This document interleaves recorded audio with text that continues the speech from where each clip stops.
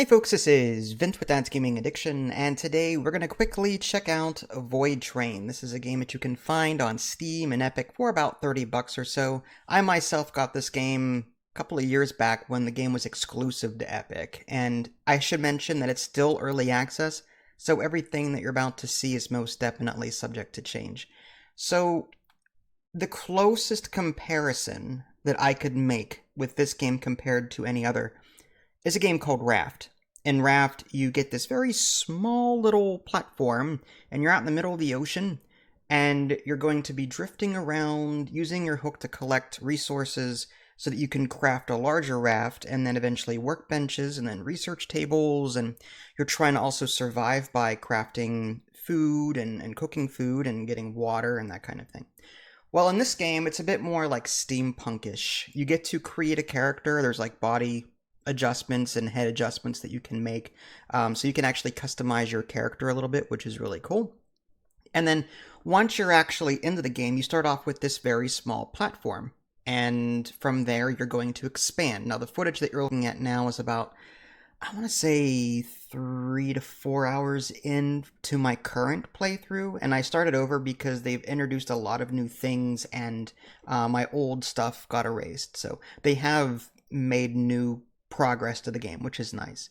And you start off with a very small platform, and it's on rails though. It's not like Raft where you can go backward, forward, sideways, you can pick a direction and go here. You're on rails. It's literally on rails. And resources will be floating near your platform, and you can jump off the train to collect them.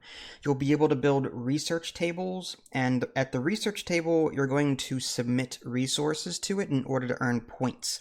So, and different resources will give you different points. So finished goods might give you 10 research points, whereas the raw ingredient might only give you like 1 or 2.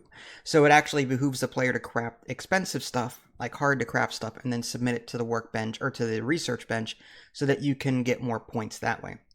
You can go backwards in this game, but oftentimes there's a barrier that will keep up with you, right, like right behind you, and you cannot go backward to where you previously were.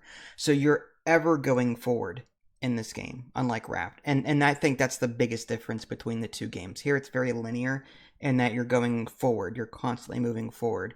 In Raft, you can kind of go anywhere you want. And in Raft, the research tree is like your progress is not, because there's unlimited resources in Raft, they just keep generating. You can kind of like research as much as you can until you progress the story. Typically, blueprints are found by progressing the story in Raft. In this game, again, you're unlocking things via your research table, but you're limited via resources. So there's a little bit of a difference there between the two games. Not to say that it's not fun, but see, I like in Raft where I have there's no pressure to be efficient with my resources. Here, I am being pressured to be efficient with my resources. How much do I devote to the research bench? How much do I keep because I want to craft some things? You know what I mean? I would much rather be able to go backward or do something in order to get more resources. But now, what's cool is that this game like throws stuff at you I wasn't expecting. Like you can actually craft a full-blown backgammon table. It's not called backgammon in this game. It's called the Ghost of the Table or something. Anyway, you can play backgammon with a computer or a friend that happens to be playing with you. This game is both single player and co-op. Unfortunately, I haven't been able to test co-op because I don't have a second press key. In fact, I bought this game way back when, so this isn't even a press key. This is just a retail key. But if I got a second press key, I would love to test co-op because this game screams it. There's a lot of bad guys that you're going to be facing in the future that you could certainly use the help with. Otherwise, it becomes very hectic, especially as your train progresses and gets bigger. You're going to have enemies that you're going to be facing at some point. So the game is broken up into segments. There's the rail part, and then after each rail part is some kind of like outpost or station. And when you dock with this station, typically you're able to upgrade, like you can make your train bigger, like you can do things to it that you normally wouldn't be able to do while it's on rails. Yeah, you can craft things on your platform while you're on the rails part. But if you want to actually make your train bigger and do other things, that's like major construction, move the major components of the train around, then you have to use the workbench at the station that you will eventually come to visit.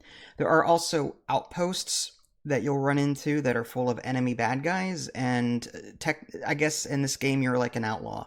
In the beginning of the game, like you do something and you kind of like are this outlaw, and these guys are hunting you. So you're going to be facing these guys on a regular basis, and they're going to be using their guns trying to shoot you down. You do have a pistol in this game, which has unlimited ammo. Even though I'm 4 hours in or so, like I have not seen any other gun type. I got a bunch of different ammo types. Like I've got rifle ammo in my inventory and other things, but I have no other weapon, nor can I craft it. I've got an armory station, and I can swap out parts of my gun, my revolver. I can actually swap out the barrel, and I can swap out different things to make it better, but I can't. I have not come across another like automatic weapon. And this is cumbersome because the game will throw a lot of bad guys at you all at once. So there'll be like 10 of these bandits shooting you all at the same time. And it seems like they've got this heat-seeking ability to always hit you no matter where you are. And that is extremely frustrating. It's like they're always able to hit you. They're always able to see you. And sometimes it's a very unfair uphill battle. Like you got to bring a lot of bandages with you because you're going to be using them. Hitting them in the face still knocks off their armor rather than their health. I think the combat is the weakest part of this game that needs to be addressed. It doesn't feel fluid. It doesn't feel satisfying. My favorite part remains building up my locomotive, going to the next station. If I've got the research available, if I've got the parts available, I'll add another section to my train so I can put more crap on it. And I love that you can even put like there's auto resource collector guys. There's actual like bug or aliens. I don't know what they are, but they're helpers. They will actually go out and collect things and bring it back to your train into its personal storage. So as long as you keep feeding them water. I love that. Like there's a lot of things in this game I wasn't expecting that is happening in this game. So like I've got this current like love-hate relationship with this game right now.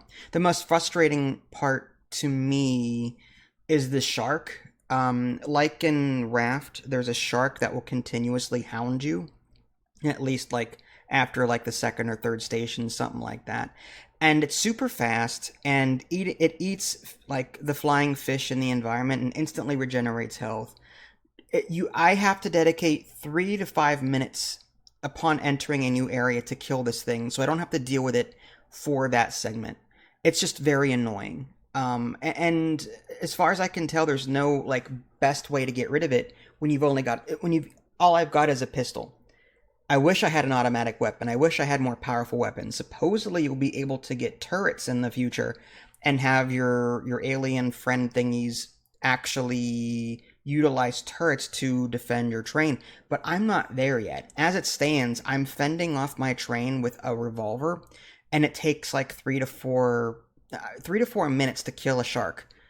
And it's just a thing that's super annoying. And if you don't kill the shark, it will attack your train. It's relentless. So you have, like, I can't craft while the shark is alive. I can't do anything else while the shark is alive. It's super annoying. So I feel like, again, combat is the weakest part of this game right now. I'm liking the crafting, and I'm liking the resource management and collection. But as it stands, I'm not a fan of what's going on with like combat. I wish it were better fleshed out. But again, this is an early access title, so I'll be curious to see where this game goes in the future. So there you go. That was Voidtrain. I still recommend it. It is a bit expensive for what it is right now. I think Raft is a better product, and it's finished to boot. I think it's finished anyway. At least it's out of 1.0. So like, you can't. I would still recommend Raft over this. That being said, I've beaten Raft twice, so at this point, I need something different. And Voidtrain, the setting is great. The environments are beautiful to look at. Everything's just I love it. That being said, the combat is just ugh. So Voidtrain, give it a try. There is a demo on Steam that you can download and try before you buy. This is Vince. Thanks for watching. I'll catch y'all next time. Take care.